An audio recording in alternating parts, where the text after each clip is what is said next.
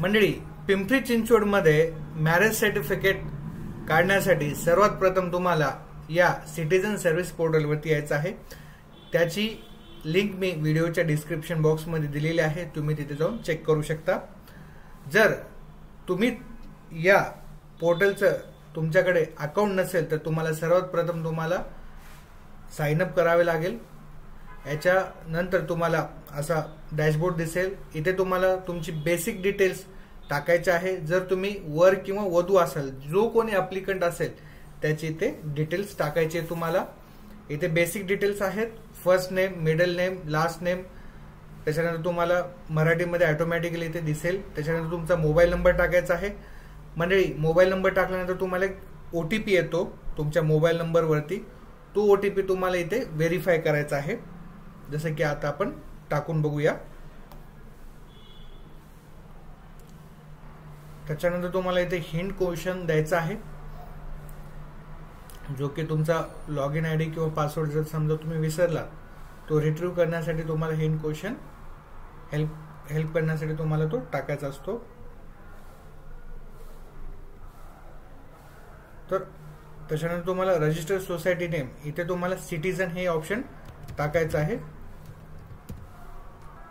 असे सर्व डिटेल्स भरल्यानंतर मंडळी तुम्हाला लॉग इन पेजवरती यायचं आहे आणि तुम्हाला तुमचं लॉग इन करायचं आहे। मंडळी, इथे तुम्हाला OTP व्हेरीफाय करायचा आहे, जो की तुमच्या रजिस्टर मोबाईल नंबरवरती आलेला असेल।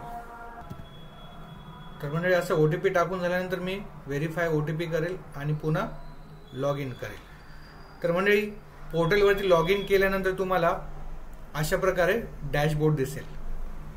तर इथे तुम्ही बघू शकता मॅरेज रजिस्ट्रेशन ऑप्शन आहे दुसऱ्या नंबरचं, तिथे तुम्हाला क्लिक करायचं आहे। इथे आल्यानंतर मंडळी तुम्हाला 5 प्रकारचे ऑप्शन दिसतील, जे की तुम्हाला तिसऱ्या क्रमांकाच्या ऑप्शनवरती क्लिक करायचं आहे आणि ते म्हणजे न्यू मॅरेज रजिस्ट्रेशन या ऑप्शनवरती क्लिक करायचं आहे। इथे मंडळी तुम्हाला सर्वात आधी तुमचं जर तुम्ही वधू असाल तर वधूची पर्सनल इन्फॉर्मेशन भरायची आहे।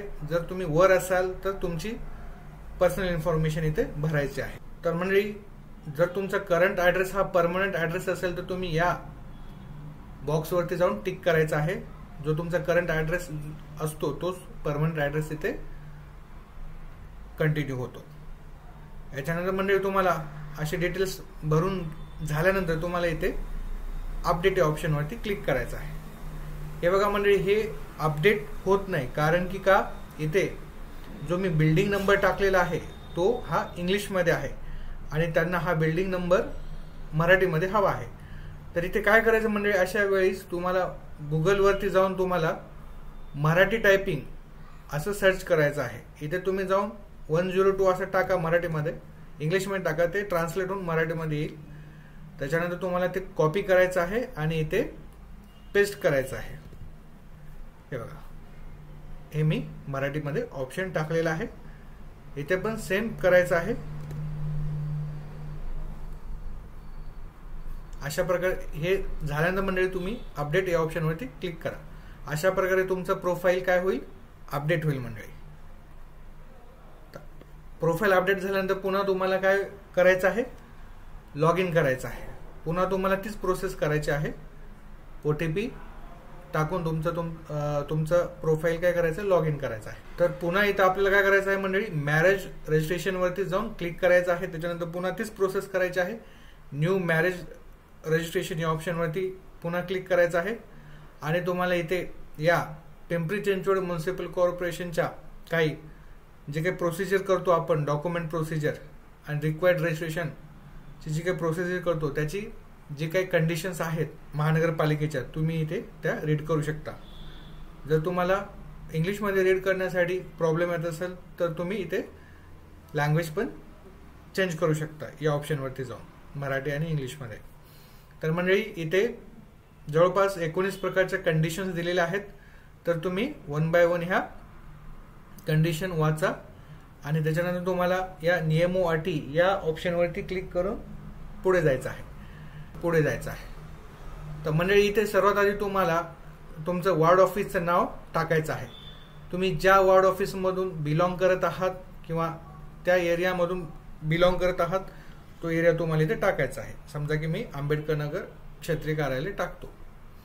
तर इथे तुम्हाला अर्जदाराची ओळख म्हणून कोण अर्जदार वधू आहे का वर आहे त्याची इथे माहिती द्यायची आहे. तर वर म्हणून टाकलेलं आहे मी. त्याच्यानंतर तुम्हाला इथे ऑटोमॅटिकली हे तुमचे डॉक्युमेंट्स दिसतील, पर्सनल इन्फॉर्मेशन तुम्हाला इथे दिसून जाईल, शो होईल. त्याच्यानंतर मंडळी तुम्ही बघू शकता इथे नाव, शेवटचे नाव, बेसिक डिटेल्स आहेत मंडळी, एवढं काही अवघड नाही. तर याच्यानंतर इथे तुम्हाला विवाहाची दिनांक टाकायची आहे. ज्या दिवशी तुमचा विवाह झालेला आहे ती दिनांक इथे तुम्हाला टाकून घ्यायची आहे. तर इथं पत्ता टाकायचा आहे मंडळी. लग्नाचा कायदा कोणता आहे? जर तुम्ही हिंदू धर्मामधून लग्न केलं असेल तर हिंदू टाका, मुस्लिम असेल तर मुस्लिम टाका. तर अशी माहिती भरल्यानंतर मंडळी तुम्हाला इथे पुढे या ऑप्शनवरती जायचं आहे. त्याच्यानंतर मंडळी इथं आपल्याला वधूची माहिती भरायची आहे. हे बघू शकता, आपल्याला 3ऱ्या क्रमांकावरती वधूची माहिती भरायची आहे. म्हणजे अशी बेसिक माहिती मी वधूची म्हणजेच ब्राईडची इन्फॉर्मेशन मी भरलेली आहे. तर तुम्ही एकदा चेक करायचं आहे पुढे जाण्यापूर्वी. जर माहिती बरोबर भरली असेल तर तुम्ही इथे पुढे या ऑप्शनवरती जाऊन क्लिक करा. तर मंडळी इथे आपल्याला पुरोहिताची माहिती म्हणजेच प्राइस्टची इन्फॉर्मेशन, ज्या कोणी पुरोहिताने किंवा म्हणा महाराजांनी तुमचं लग्न लावलं असेल त्यांची इथे माहिती तुम्हाला भरायची आहे. तर अशी ही सर्व माहिती भरून झाल्यानंतर मंडळी मी पुढे या ऑप्शनवरती क्लिक करत आहे. त्याच्यानंतर आपण ह्या 4 ऑप्शन्स भरल्यानंतर तुम्हाला 5व्या ऑप्शनवरती जायचं आहे, जे म्हणजे विटनेसचे डिटेल्स तुम्हाला इथे फिलअप करायचे आहे. तर इथे मी विटनेसचे डिटेल्स टाकून घेतो. तर अशा प्रकारे मी तिन्ही साक्षीदारांची माहिती इथे भरलेली आहे. इथे तुम्ही चेक करू शकता. माहिती सबमिट करण्याच्या आधी व्यवस्थित माहिती फिलअप करून घ्या. यांचं मी वय टाकायचं विसरलो होतो, तर मी यांचं वय टाकून घेतो इथे. ठीक आहे. त्याच्यानंतर तुम्हाला माहिती चेक केल्यानंतर तुम्हाला पुढे या ऑप्शनवरती जायचं आहे.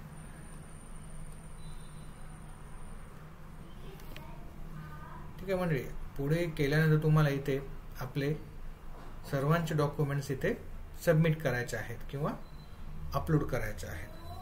सर्वात आधी तुम्हाला वराची डॉक्युमेंट्स इथे अपलोड करायचे आहेत. इथे म्हणजे जन्माचा पुरावा इथे तुम्हाला द्यायचा आहे. इथे दिलेला आहे जन्माचा पुरावा, पॅन कार्ड, जन्म दाखला, शाळा सुटला दाखला वगैरे वगैरे. ठीक आहे. तर समजा की जर तुमच्याकडे जन्माचा दाखला असेल जन्म दाखला जोडा किंवा पॅन कार्ड असेल तर पॅन कार्ड जोडा. तर अशा प्रकारे तुम्हाला तो जोडायचा आहे.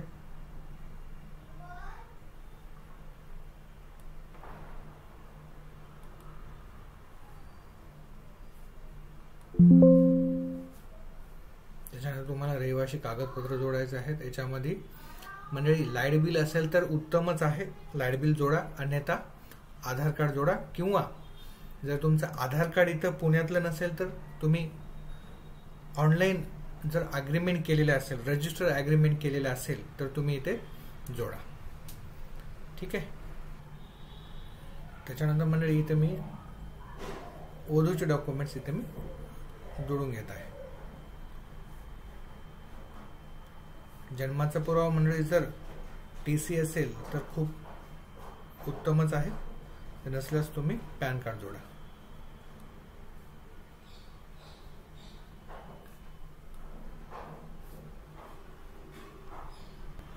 तर मंडळी इथे तुम्ही बघू शकता मी वराची माहिती आणि वधूची माहितीचे जे डॉक्युमेंट्स आहेत दिलेले, तर मी इथे सर्व डॉक्युमेंट्स इथे जोडलेले आहेत. लक्षात ठेवा, तुम्ही जी फाईल अपलोड करत आहात त्याची साईज ही 10 MB पेक्षा जास्त नसली पाहिजे आणि तुम्हाला सर्व डॉक्युमेंट्स हे PDF, PNG, JPG किंवा JPEG या फॉर्मॅटमध्येच जोडायचे आहेत. ठीक आहे. तर आता आपण बघूया पुरोहिताची माहिती. पुरोहिताची माहिती इथे आपल्याला मॅन्डेटरी नसल्यामुळे इथे आपल्याला आवश्यकता नाही. जर तुम्हाला जोडायची असल्यास ती तुम्ही जोडू शकता. त्याच्यानंतर मंडळी तुम्हाला इथे साक्षीदाराची माहिती म्हणजेच विटनेसचे जे डॉक्युमेंट्स आहेत ते इथे तुम्हाला अपलोड करायचे आहेत. त्यांचे फक्त तुम्हाला काय करायचे आहेत, एकच डॉक्युमेंट्स अपलोड करायचं आहे, जे म्हणजे आधार कार्ड असो किंवा वाहन परवाना असो किंवा पासपोर्ट किंवा अन्य इतरत्र डॉक्युमेंट. ठीक आहे मंडळी, असे मी विटनेसचे डॉक्युमेंट्स इथे जोडलेले आहेत, इथे तुम्ही बघू शकता. त्याच्यानंतर मंडळी तुम्हाला इथे काय करायचं आहे, विवाह संबंधित दस्तावेज जोडायचे आहे. जर तुमच्याकडे लग्नाची पत्रिका असेल तर तुम्हाला इथे लग्नाची पत्रिका जोडायची आहे. जर नसल्यास तुम्हाला 100 रुपयाचा जो बॉन्ड आहे सेल्फ डिक्लेरेशन तो इथे तुम्हाला जोडायचा आहे. सर्वात आधी तुम्हाला सिलेक्ट करा दस्तावेज कोणता आहे. त्याच्यानंतर तुम्हाला इथे ऑप्शन आहे की तो फोटो किंवा इन्व्हिटेशन कार्ड आहे इथे तुम्ही जोडायचा आहे. त्याच्यानंतर म्हणजे तुमचा विवाह प्रसंगीचा फोटो इथे तुम्हाला जोडायचा आहे. इथे तुम्ही नाव द्या त्याला मॅरेज फोटो म्हणून. ठीक आहे, असं नाव दिल्यानंतर म्हणजे इथे तुम्हाला तो फोटो जोडायचा आहे.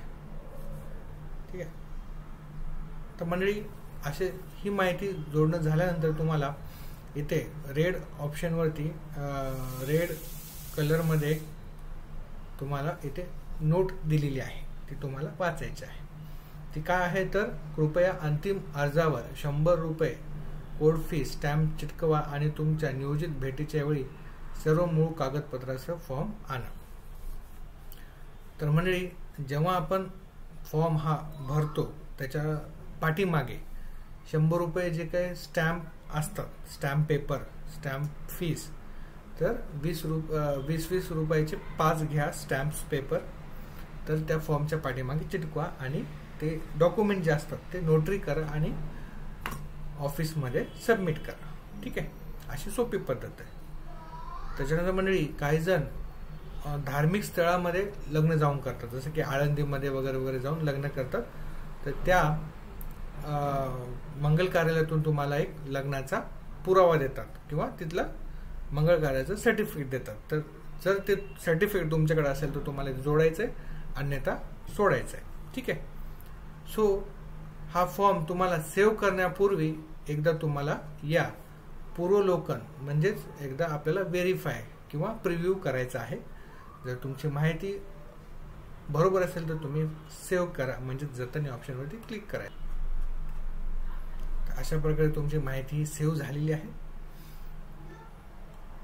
आणि माहिती सेव्ह झाल्यानंतर म्हणजे तुम्हाला अशी पोच पावती म्हणजेच ॲप्लिकेशन रिसिट भेटेल. आणि ही ॲप्लिकेशन रिसिट मी तुम्हाला सांगितल्याप्रमाणे तुमच्या रिस्पेक्टेड वॉर्ड ऑफिसमध्ये जाऊन तुम्हाला तुमच्या मॅरेज रजिस्ट्रेशन सर्टिफिकेटची डेट आणि टोकन घ्यायचं आहे.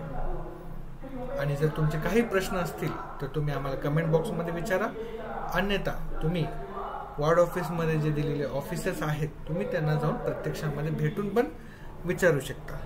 तर म्हणजे अशा प्रकारे तुम्ही पिंपरी चिंचवड महानगरपालिकेमध्ये तुम्ही तुमचे मॅरेज सर्टिफिकेटचं रजिस्ट्रेशन हे करू शकता.